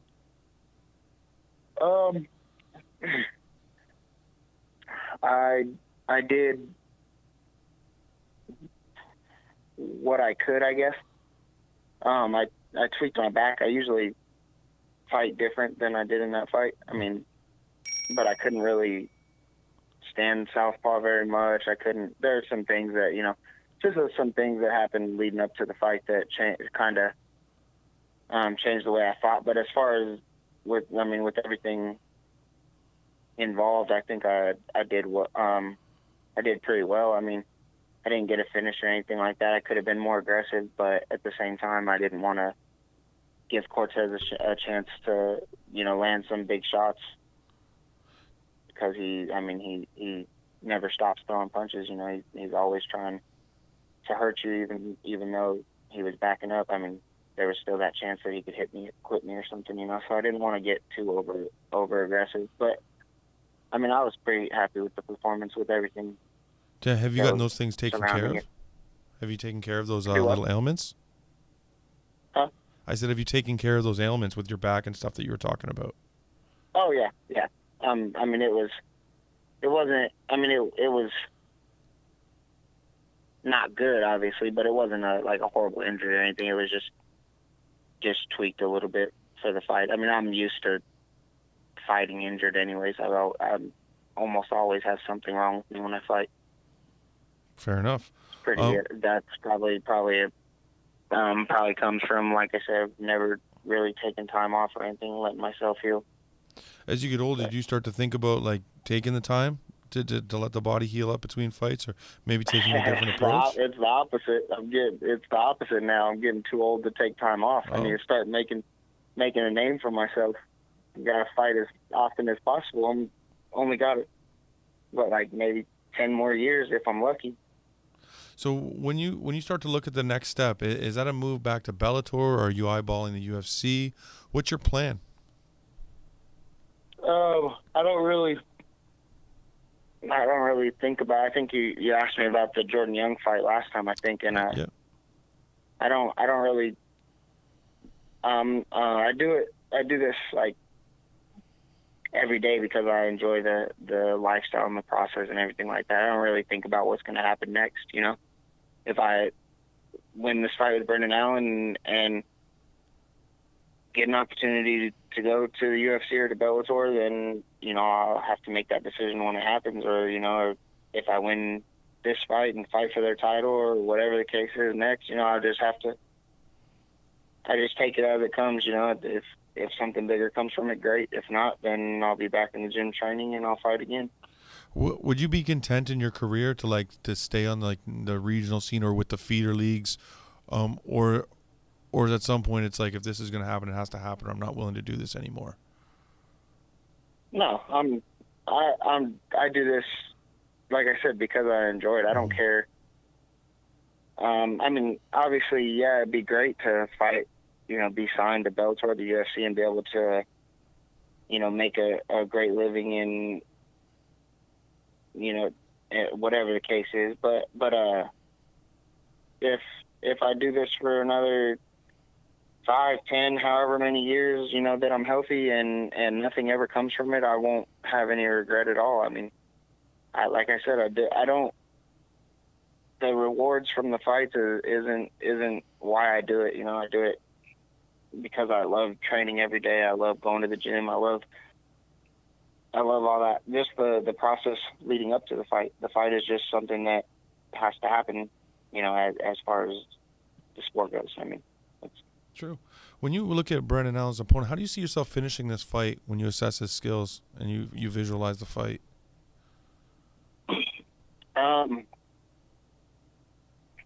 I have no idea. I don't. I mean, I always want to knock somebody out, but right. I mean, I don't know. I mean, I could hit him with the right punch and he could go to sleep, or I could hurt him and ground and pound him, or he could give me a submission, or he could hit me with the right punch and put me to sleep. Who knows? I have no idea. Man, like I said, the same thing about Cortez. I won't know until he hits me. You know, you're interesting, man, in your approach to this. Most people I talk to, it's like I visualize it 100 times. Every night before I go to sleep, I watch over this fight, or, you know, they have this vision, and you kind of just seem like a guy that's like, listen, I just want to go fight. Like, let's just fight. I don't care for all this other nonsense, you know, like, let's just get it. Is that kind of how you are? Yeah, it's exactly like that. I mean, like I said, that the fight is just a necessity to live the lifestyle that I'm living. You know, I mean, I don't get nervous or get scared or think about all this extra BS. At the end of the day, it's just a fight. I fight every day in the gym pretty much. You know, I train with Caveman, David Rickles. Like, me and him beat the crap out of each other all the time. Like, I mean, the fight's not scary enough to go to bed or think about or keep me up at night. Like, it's not. I try not to put too much pressure on it. Let me ask you this question, man. Would you, if you weren't getting paid anything at all, would you still fight? Like, if there was no compensation? Yeah. You just love it. Hello? Yeah. That's like one of the coolest, most realist responses, man. Not too many people would say they commend you for that, man. That's a true fighter. Kudos. Thank you. Yeah, man. Listen, I want to thank you for giving us some of your time here tonight. I'm really looking forward to the fight with you and Brennan. I think stylistically it's a good matchup. I'm going to enjoy it. Best of luck to you in the cage, sir. And I hope that afterwards we can have you back on the show to talk about the fight. Oh, yeah, of course. Thank you for having me. 100%, man. Be well and best of luck, friend. All right, thank you. All right, sir. Take her easy. Bye. All right. I don't think I've ever interviewed somebody like that, just like monotone, just casual as shit about it. You know what I mean? Yeah. Like he's just like, yeah, it's a fight. Like, no, I don't want to hear all this mumbo jumbo. Like, okay, you're gonna ask me these 7 stupid ass questions. Interviews aren't his favorite thing in the world for sure, but I mean, it's a necessity. You got to do it. You know. I respect. This is the thing. Like, it's awesome just to be like, I got to throw. I'm going to throw myself in the cage, and my fist will speak for my. That's the thing about him. That's what I'm trying to say. I don't think he gives a shit. I don't. Yeah. I don't think he cares if we market the fight, if we sell the fight, if I called him for an interview. You got to Delani it up every once in a while. You know. You got to do it. You got to to put the butts in the seats. You got to make sure everybody knows who you are. But did you hear what he said? He wouldn't do this. He would do this if they weren't paying him. Yeah, that's true. No, I understand. And that's what I mean. That is commendable. And that's what I mean makes him interesting, right? Yeah. Is like who else are you going to talk to that says like, yeah, I will do this. I'd fight every 3 months or whatever for nothing. Yeah, that's true. There's not many. We haven't run into one yet. There's not many people that are going to tell you for free, I'm willing to go through the training camp, the grind, the daily abuse on my body, go in the cage, fight, all this for nothing. That's true, and he's good too. He's very good, very powerful puncher, you know. Yeah. But I think that mind state is a lot of his success. There aren't many people that don't think about it at night. Mm-hmm. You know, that's crazy. Yeah, that's crazy. He doesn't get nervous. It's impressive. Yeah. Anyway, you know, we're going to be back with a very exciting guest. Mr. Sean O'Malley is going to be with us, fresh off his UFC contract. I'm really looking forward to talking to Sean. Stay with us. He had an interesting interaction with Snoop Doggy Dogg. I think we might have predicted that on the podcast. I think I may have. I think we may have. Stay with us. We're going to be back with Sean O'Malley. We're going to talk about all that good stuff. Stay tuned. Easy. That was easy. You were using some really unusual feints at one point, literally looking off to the side and then landing a shot. Is that something that you do in practice? Something me and my coach Tim Welch work on all the time. Everything I do at practice. We work on it. What's up, Fight House fans? We're back with none other than Sean O'Malley, the man fresh off the UFC contract and one of the nicest knockouts I've seen on the Dana White Contender Series. What's up, Sean? Thanks for joining us again, brother. Thanks for having me. 100%, man. How's everything been? It's been good. Just been relaxing and enjoying this last win. Yeah, absolutely, man. Must have felt nice to get the win, and then on top of it to get the contract. Yeah, that was that's obviously what I went there for, and it turned out perfect. So it was a good night. I was super pumped about it. Yeah, man. You know, it was a great fight. How did you feel about the fight? Have you had a chance to watch it? Have you broke it down? Like, what was your feeling on your performance? Yeah, I've watched it on replay for the last week over 100 times for sure. I watched all my fights a bunch right after I watched them all. It felt good. I realized how much he didn't hit me when I rewatched it. The whole time I was on the ground, he didn't hit me. I was talking to him the whole time we were on the ground. I was telling him, "Let's get up, let's fight." And he didn't do any damage on the ground. He might have hit me a few times on the feet. Nothing really hurt. I thought I got hit more after the fight. But it was a good fight. That kid's tough. I cracked him a lot hard, and he was still there. So took an extra few cracks, put him away. The kid was tough. Dude, you know, the final punch was crazy to me. Like, it's like he was standing there like he didn't think you could hit him or something. You know what I mean? Like at that range, I don't know what he was thinking, but he didn't even move. I've watched the punch like 10 times, 100, maybe even more, 20. And I was like, he didn't even move. He just took it. Did that surprise you? Yeah. No, the kid was tough, for sure. I knew he was tough going into it. Were you surprised that the last shot that you landed, though, he was there like that, like just to be hit like that? I knew I was faster. I knew he didn't know how fast I was, and I just felt like he thought maybe he was out of range. He also got hit a bunch. He was playing it off pretty good, but he was rocked where he probably didn't know. Yeah, but I felt like I was just too fast for him. Yeah, you had popped him with a few really, really, really nice clean shots. One thing you noticed, man, is you're super rangy at that weight. Did you feel like that? Like you owned him kind of in there, like you owned the space? Yeah, I came out, put my stance on him, made him realize how long I am, because I am rangy and long. And I knew after he threw a few punches, I knew it was just a matter of time before I'd connect with him. You know, one thing was cool, man. So if you've seen the fight, you've heard it. But Snoop was throwing you out, man. He was throwing out some O'Malley's. He was loving you. And I was saying to the producer here, Tristan, I'm like, do you think Snoop realizes how bad, like, Sean said he wants to, like, hang with him and, like, smoke a joint? Like, I don't think this guy really knows, you know? And then I go on your Instagram, and, like, there you are with him. Like, it must have been a surreal moment. Yeah, it was awesome. I loved watching the commentating after. It was awesome. So what kind of conversation did you have with Snoop, man, when you guys are hanging backstage? How'd that go? Oh, we didn't really talk much. He just kind of smoked, and my fight was replaying back. So, yeah, we just kind of smoked, and I don't know. The time flew by. It was crazy. Nice, man. It must have been like a how did I get here moment for you, you know, with a guy like that. It's just like, I can't believe this is happening. Yeah, no, for sure. I was super pumped when I heard Snoop was commentating. I was like, this is my chance to, you know, potentially be able to smoke with someone like him. Yeah, definitely. I was jealous, man. I'm not even gonna lie. I was like, I'm sitting on my porch by myself, and Sean O'Malley's hanging out with Snoop. I was like, he did it right. Yeah, I lucked out for sure. That was awesome. Definitely, man, definitely. So have you signed the contract now officially? You know, how's that working? Where are you at? Yeah, I did sign the contract. I just signed it the other day with my email. Cool. How many fights is it? What's the contract looking like, if you don't mind me asking you? They're just doing me starting me out normal with 4 years. Or no, 4-fight, 2-year contract. Sweet, cool.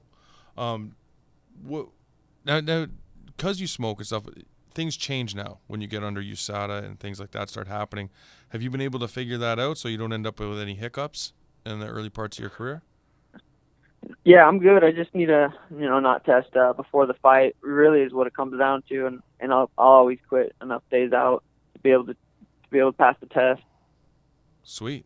Did you get a chance to talk to Dana at all? I didn't really talk to Dana. No, not much. Kind of just said congrats, and that's pretty much all I talked to Dana about. Man, you could tell that he's a fan of yours, man. Like, after you hit the knockout, I don't know if you've obviously, did you see the footage of Dana's reaction? Yeah, that was sweet. That was awesome. I loved what he said about me too. He said I had that thing. Right, I was gonna get into that, man. Like, what's it feel like when a guy says that and you know that he's been around? Like, he's the guy. He's seen pretty much any fighter that's come up through the game. So what's it feel when a guy like that says, like, this kid's got the it factor, that thing? I mean, I think he's right. I think I do have the it factor. So I wasn't surprised when I heard him say it. Hello? If I could get my chance to show him how I fight, you'd say that. So I wasn't surprised. What did you say to him when you were on your way out of the cage? Oh, I just told him I'm on a 4-fight KO streak. Sorry, you kind of broke up on me there. Stats. Oh, I just told him that I'm on a 4-fight KO streak and a 3-fight KO streak in the first round. I was just letting him know. Just letting them know. I like it. So now that you're signed with the UFC, everything seems to be good to go. What do you want next? Like, how soon do you want to get in there? Is there anybody you want? What are you looking at? We haven't talked about any opponents, but I'm gonna try to get on later in like November, December time period. Maybe like that MSG card or something on like the prelims or something would be nice. No? Yeah, that would be sweet. That would be way cool. That would be cool. Do you have any opponents in mind when you look at the division? No, I haven't. I haven't even really looked at the division, honestly. So we haven't even talked about an opponent yet. Are you the kind of guy that's like, hey, give me whatever you want, or do you want to be a guy that kind of has that idea of what you want when you want it and speak your mind? How do you approach it? Just kind of. Well, I haven't really had the chance to dig. I don't know. We're gonna pick smart fights. We're gonna pick good fights going into them. So I think we're just gonna. I know I'm not gonna just be. I'll take a week notice fight. I'm gonna have an 8-0 record. I want to keep it like that. I want to keep building myself. So sweet. How do you feel like you match up with the division? Like, when you look at the upper echelons, like, never mind like the whole division as a whole, but say like the top 5, right. 10. I feel like I could hang with any of those guys. Like, I'm 22. I'm still learning a lot. I haven't been doing this as long as those guys. So, like, in a fight, if it comes down to it, me versus him in the cage that night, I feel like I could hang with, anybody. Sweet. Were you at all nervous that, like you were one of the final fights. Did you see when you saw Ton Lee get the knockout and you see these things happen? Were you at all nervous of whether or not you would get the nod? I was honestly, I didn't even think about it the whole fight week or during the fight or anything. I knew if I just went out there and did what I was going to do, I knew I was going to go out there and perform. No, I just had to go out there and do it. I knew if I did that and when I did that, I'd get the nod. Where do you draw your confidence from, man? You at 22 years old, you're extremely confident when you go in there. I believe I even heard you call it the Sugar Show. Yeah, Sugar Show. So I just get it from the work I put in between my camps and when I don't even have a fight coming up, I'm putting in a lot of work, just getting better every day. So that's where my confidence comes from, is the hard work. Now that you're in the UFC, like the hard work is kind of like staying there now. Do you feel like you need to amp up that work ethic, or is it just like stay steady to the course, like we're doing the right work? Oh, for sure. I feel like I just want to. I don't know. I always feel like I want to get better. I always want to get better, but now I feel like my career is just starting. So I'm super motivated to get to practice and get better, get a fight booked. Absolutely. Listen, man, I want to thank you for joining us. I can't wait to see you in the UFC. I've been talking about you for a while, man, and I knew that this day was going to come. You could just tell in your skill set.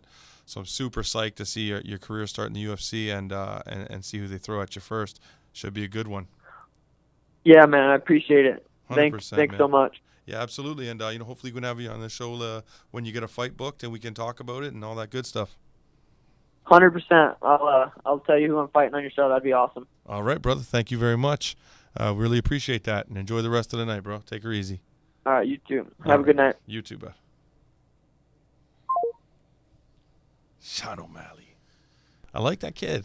Yeah. I'm calling it right now on the show that I do believe that he will be a champion. Yeah. I do believe it. I believe that he has the right mental. I believe that he's a big guy. For one, he's like 5'11". The only problem I see is he's gonna have to make it. He's so close. His body fat ratio is so low, so it's like he might have problems as he gets a little older trying to stay in that division. Stay at bantamweight, but. You know what? It depends, right? It depends on how tough the cut is. Because he said to me when I spoke with him one time, I remember he said to me, he's like, "I'm not heavy. Like the cut to 135 is easy." Yeah. He's like, he walks around like 144 or something. Yeah. So like even on his walk around weight, he's like 140 or something, like 45. His distancing and his power for his size is amazing. He's just gonna have to find a solid jiu-jitsu. He's gonna have to work on his ground game big time. But he has 3 submission victories. True. So we've just been seeing him knock people out, But who knows where his jiu-jitsu's at off? Like he could be an ace. Got long legs. He did get off his back. He did roll out and get off his back. And if you think about it, like long legs, long arms, like he's got the limbs. But I can't as good as he is at striking, I can't imagine that if he is as equal as his ground game is as striking, then he'll just blow up. He's just gonna blow up because his range is unbelievable. We're gonna find out. You're going to find out, man. I don't want to see it happen too quickly because I don't want to see him end up in there with, your TJs, your Codys, your Riveras before he's ready. Yeah. He's 22 years old, exactly, right? Yeah. That's what I'm saying. He has to have to work on something. He can't be at that level just quite yet. That would be unbelievable. Who knows? It's possible. But I think he needs, I'd hope, like he said, what I really liked, the whole interview, the one thing he said was that he's going to pick his fight smart. Yeah. You know what I mean? No short notice. Like he's going to be smart about what he does, and I think that's an intelligent thing to do. Yeah, he's got that thing where a lot of fighters they waste punches. He doesn't do that. He lines himself up. He knows exactly where the range is. Kind of like similar to the way Conor does it. Yeah, absolutely. Yeah. We got one more guest left tonight. Great interview with Sean O'Malley, but we're going to close out the show with former Alabama linebacker Eryk Anders, fresh off a smashing of Rafael Natal. So we're going to see what he's got to say about his debut and the whole UFC experience. It should be a good conversation. Stay with us. We're going to be right back with Eryk Anders. Ladies and gentlemen, referee Keith Peterson's called stop to this contest at 2 minutes, 54 seconds of the very first round. Declaring the winner by knockout, your boy, Eryk Anders. What's up, Fight House fans? We're back with Eryk Anders on the line, fresh off a destruction of Rafael Natal. What's going on, Eryk? Thanks for coming back to the show, brother.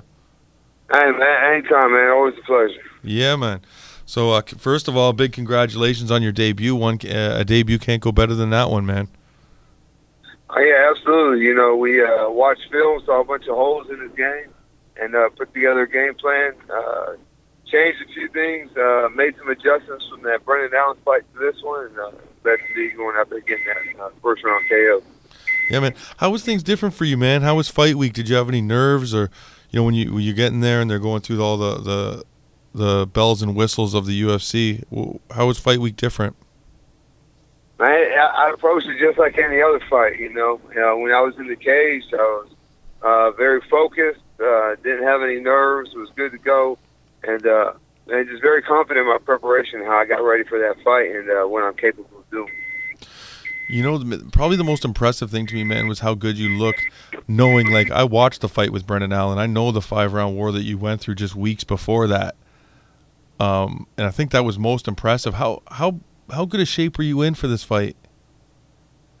I was in, very good shape. Even after 3 minutes, I really wasn't even breathing hard at all. So, now I was ready to go. I just fought 5 rounds at quite a very, I thought at a very high pace. Definitely. So I knew going 3 rounds at any pace wasn't going to be very difficult to do. Speaking of fight week, man, I guess you won't be touching any towels at any weigh-ins soon, eh?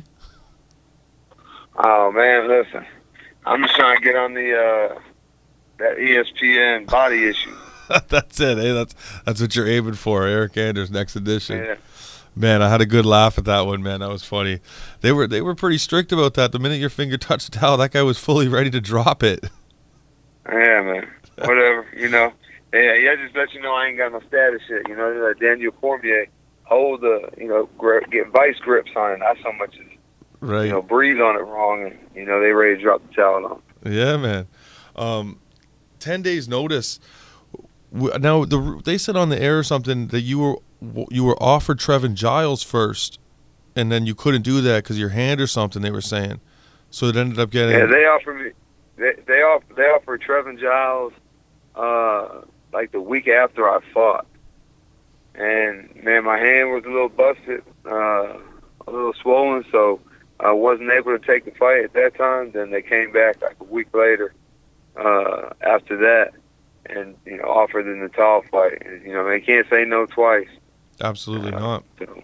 How was your hand when the fight started? It was good, man. Good to go. Had a great few weeks to get ready. A lot of ice, slush bucket. Extra wraps, sponges in my glove and whatnot. So, man, it held up well, man. It doesn't hurt. It's good to go now. So, after I get back from this vacation, man, we're definitely looking to get back to work. Nice. Yeah, I guess it must have been nice because you took home a bonus too, right? Yeah, you took home a bonus. I wish I could say yes, but no, I did not. Oh, I thought you had. Never mind. Sorry, that's my bad. I apologize. No, that would have been icing on the cake, though. That would have been nice. No, $50,000. Can't say no to that. When do you want to get back in there next? What are you looking at? Have you talked to anybody or had have an idea? Man, I don't know. I really haven't taken a look at the schedule and where they'll be at and where they're fighting and whatnot. Mm-hmm. But I'd definitely like to fight at least once or twice more before the end of the year. Hopefully, that November, I think it's November 5th in Madison Square Garden. Yes, sir. I would love to fight in the Garden. Yeah, I guess so. Hey, as a fighter, that's a dream come true, man. Yeah, absolutely. So is it like Trevin and you have kind of missed each other on a few occasions now? Is that a fight you want? Man, I just want to fight anybody who's ranked above Natal. Fair enough. I think he was like 25, 26 in the division, so, I want to move up. Not saying that, Trevin isn't, worth my time or nothing, but I'm sure someday he'll be up there above, in that top 20, top 15. But for my career right now, I want to fight guys ranked above Natal. Do you have your eye on anybody in particular? No, not anybody in particular. Like I said, once I get back from this vacation, we'll look at the roster and whatnot, see what we got going on. Where's the vacation, man? Where you at? Me and my wife are going to Croatia and Italy. Nice. Nothing wrong with that. That sounds... Sorry? And the date of the fight was perfect because we already had this, the tickets bought and whatnot. And they said, "Hey, you want to fight?" And I hope it's not the end of July. But luckily it was the week before, so perfect timing. Sweet, man, and no better way to head off on a vacation than with your first UFC win. Yeah, now I can enjoy the food and all that good stuff. So. True story. What was it like? The difference between the backstage runnings and fight week and all this stuff compared to like some of the other organizations you're with. When you're with the UFC, was it more stressful, more media? Like, what was this all about for you? No, it was perfect, man. Anytime they said be here at this time, we were moving at that time. So it wasn't like be here and wait 45 minutes and then we go do whatever it is, like take pictures and do all the media stuff. It was run perfectly. And, I knew exactly what time I was going to go out and fight. They told me, kid, give me updates, 30 minutes, hour, whatever. So it was very easy to get warmed up and primed and ready to go for that fight. They were talking a lot about your football history during the fight, during the program. We've talked about it before for your LFA fights and stuff, but did that sort of stage, that main stage of NCAA football in the States, did it give you a good preparation for this stage? Because it's such a big stage, all these eyes on you and stuff, but you'd been there before. So I don't think it hurts. Yeah. It definitely doesn't hurt. When you and Natal locked up, when you guys the fight starts and you get in there, you start exchanging, was there ever a point when you realized, like, I'm stronger than this guy, like this is my fight to take right now? Man, as soon as he touched me, like he caught me with a cross straight down the pipe, and I could just tell that there really wasn't that night. Like he wasn't committing to a shot. He was just kind of zombieing forward, throwing stuff. Yeah. So there wasn't any pop on his punches. And then we saw on film anytime he was in a right or left-handed stance, really the only strike he's looking to throw is a lead hook. So I knew whenever he was in a left-handed stance, the only offense he was going to generate was that. So I kept my left hand up and was able to throw my left hand. Every time he got in a left-handed stance in that fight, he got popped. He got touched. So just a little something that we saw on film. Yeah, actually, they had brought that up too. It was interesting because it was such a small detail, but such an important detail, and what turned out to be a very important detail in the fight. When when we spoke just before the Brendan Allen fight, you said this is going to be my first clean knockout. How good was it to get that first clean shot knockout in the UFC in your debut? Well, man, to be honest, it's because of Brendan Allen in that Brendan Allen fight. Is why I got that knockout.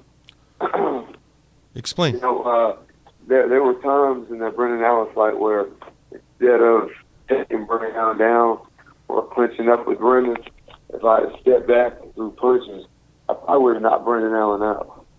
So, we picked the fight. Training for that fight. If you got him hurt, if you got him against the cage, step back, take your time, be patient, and the knockout will come to you, and that's exactly what happened. Well, listen, man, there's no better way for you to start your UFC career.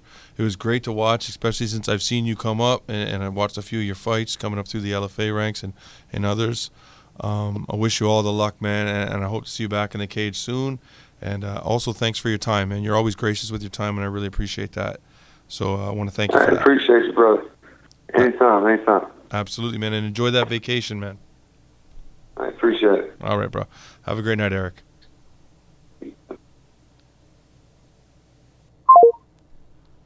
Eryk Anders. We're finally getting to that point where all the guys that we originally started having dialogue with are now making it. It's satisfying.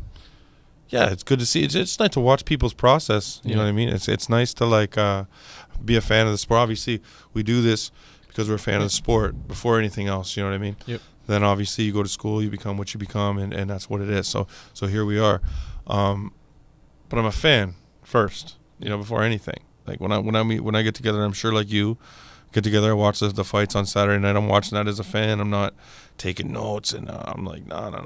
Give me a cold beer. Let's sit back and watch. Let's get at this and watch some fights, with the boys. So it's just nice to watch people's process of success, man. Like just watch people put in work, watch people, do good work in the cage. I can't help but have the girlfriend come over and be like, check it out. Look, you know what I mean? Yeah. It's nice. It's nice. It's nice that we have that open dialogue with them, and they're willing to come on the show and talk to us, and it's super cool. You can't, nothing but love for that. So but it's great. It's just great to watch guys like him and Trev and Giles and all these other guys that we've interviewed to move on and start doing big things is cool to watch. Yeah. So I really appreciate those guys, and continue to watch them, continue to be fans, and have them back on the show, man. It's been another great week. We're here. We had a lot of guys. Are starting the show with Jimmie Rivera and the show with Eryk Anders, and some great guests in between. Great interview with Cris Williams, a solid up and comer. Had a lot of great stuff to say. Overall, it's just a good day. Brendan Allen, Chris Harris, great guys. Sean O'Malley. Yeah, the episodes are getting jam packed now. I got like 8, 10 interviews. Yeah, so it's fun. We're just playing with different things and see what works best and how many interviews and how long are the interviews and all that good stuff. So it's gonna get better, man. It's only gonna get better. We're only 17 episodes in. We're figuring things out. Trying to bring some Skype and stuff in and get cracking on that shit. But for now, it's another great episode. I hope everybody enjoyed it. Come back next week. We're gonna have another slew of great guests for you. That's it. So enjoy. It's me, Jason Sutcliffe. With Tristan Keddy. And we're signing off. See you next week. Thanks for joining us.